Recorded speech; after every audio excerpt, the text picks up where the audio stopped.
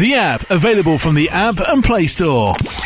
Bohemia, welcome to Sunrise Radio. It's so nice to have you in London and be with us in the studio. How are you?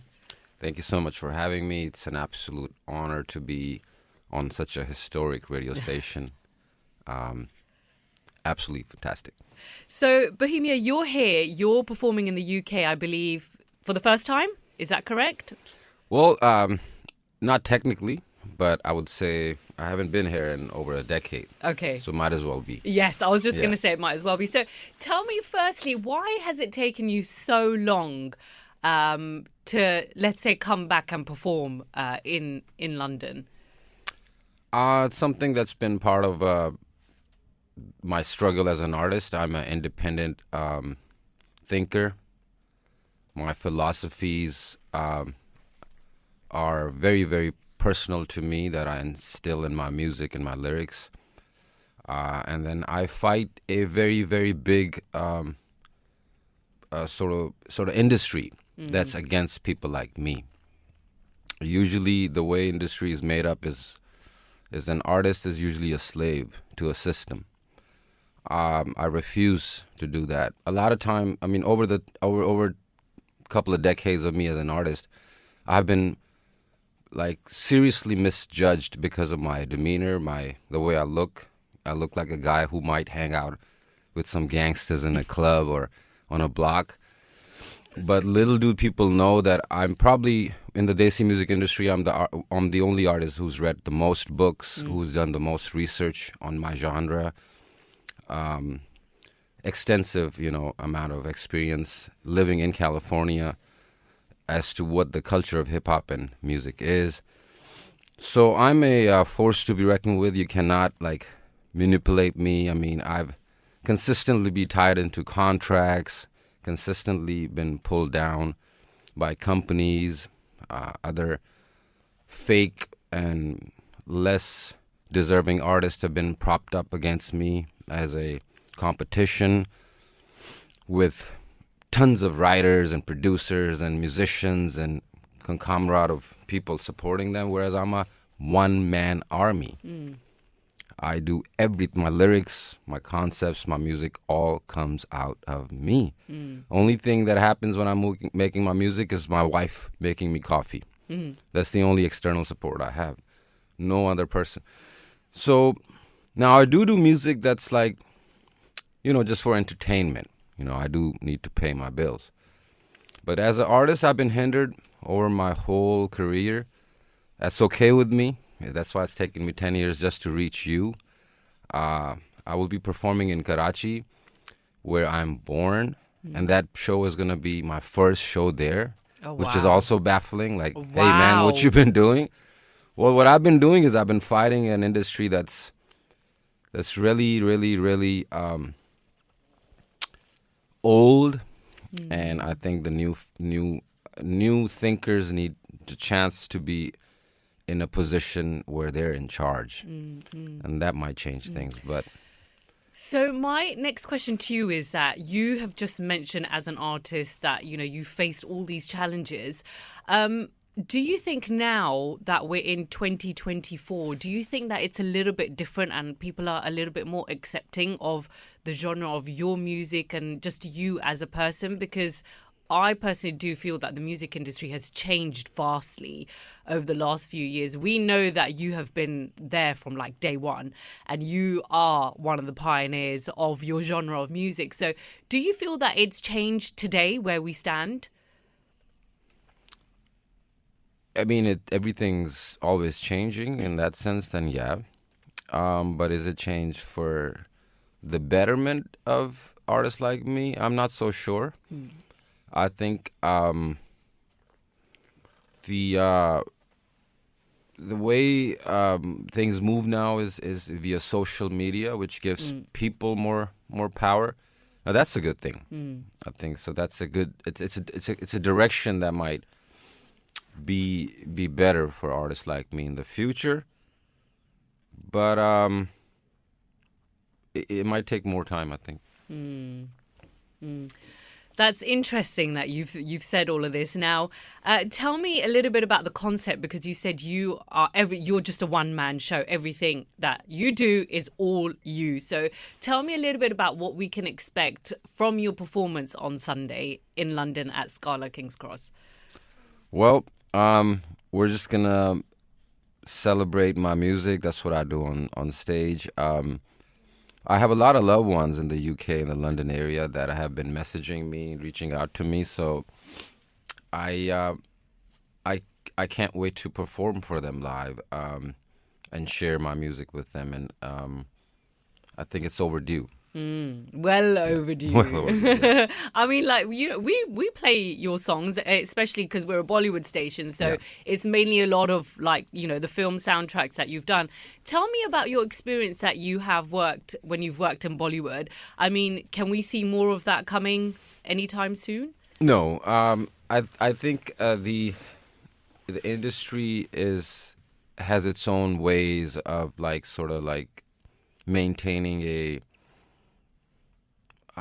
certain theme or certain sound, which is fine with me. I don't watch Bollywood movies. I know nothing about Bollywood or Desi industry in terms of movies. And if you caught me, I'll be probably sitting at home watching a documentary or listening to a Joe Rogan podcast. So, but there is a utility for it out there. There are people who watch Bollywood. I mean. So great. I mean, it's very like a sort of an entertainment realm, I think, for the majority. Mm-hmm. I've been told there are recent Bollywood movies that are working and giving people art imitating life, so to speak, where they are concerned about certain issues and they're making movies about that, which is a great thing. Mm-hmm. But again, like I said, even when they I think Bollywood once made a movie about rap music yes. a few years back. Yeah. And it, I never watched it. And the way I felt about it, it was then Bollywood again owning something and sort of regurgitating it with their own point of view. Mm-hmm. But rap music, where I come from, is a genre. It represents a culture called hip hop, which is a real culture. So, it's not some fiction that you can just make a movie about. It's something real. It's like it will be likewise. It would be disrespectful if American people like me made a movie about some kind of Bollywood concept, and you guys probably won't like it. We got that Slumdog Millionaire experience where everyone was like... So everyone has a different perspective. Bollywood has their own perspective. But to me, that's not hip-hop. That's their perspective of it. But that was... I'm guessing we're talking about Gully Boy here. Was that not based on one of the rappers' life, like Divine? I think he was kind of brought up in the slums and then he got into rapping and stuff. But would you like to watch it? Would you be interested in watching it, or you would just no? I mean, it's hip hop is a genre. It's from a place. It's a music that represents a real culture. When it's done outside, it's being celebrated. It's like it's people embracing it, but that's not the representation of the true culture.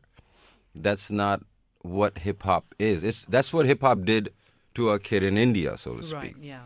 Got it. So it's an after effect of something that is very potent that reached down to a gully of India. So let's talk about what it is. Right. If something that can reach down to a gully boy and he's inspired by it, if his life is changed to a point where a movie needs to be made about it, well, isn't this genre a very, very, very special and potent? Well, that's not discussed in the movie, you see. We've already moved on to the next fact. We're like, here you go. We got hip-hop. No, we don't got hip-hop. We just got inspired by something that's so potent that our thousands of year old heritage in India was able to not stop. He didn't come out and be a gully boy and did Indian culture. He came out gully boy and he's doing my culture from California. So to me, it's beautiful. To me, it's like, hey, that's what happened. That's the reflection of how strong this energy was that took birth in the civil rights movement in California. Oh, so people are like, oh, what's that civil rights movement? Oh, so you don't know about civil rights movement, but then you think you know hip hop. We've already moved on. You see, it's imitation now. It's just us. It's like me going to a Chinese restaurant and asking them for fortune cookies. Hey, where's my fortune cookie? I'm in a Chinese restaurant. Don't they give you fortune cookies at the end of the restaurant? Now imagine me going to China and asking for a fortune cookie. I'm like, hey, I'm in China. Where's my fortune cookie? They're going to be like, you're from California, bro. That's your thing. It's not real. There's no fortune cookies. You invented that. That's not part of a Chinese culture at all. A fortune cookie was made in California. No one is eating fortune cookies in China. That's not a Chinese culture. But to somebody like me, I might think that is Chinese culture because I'm being fed fortune cookies in a Chinese restaurant in America. You see what I mean?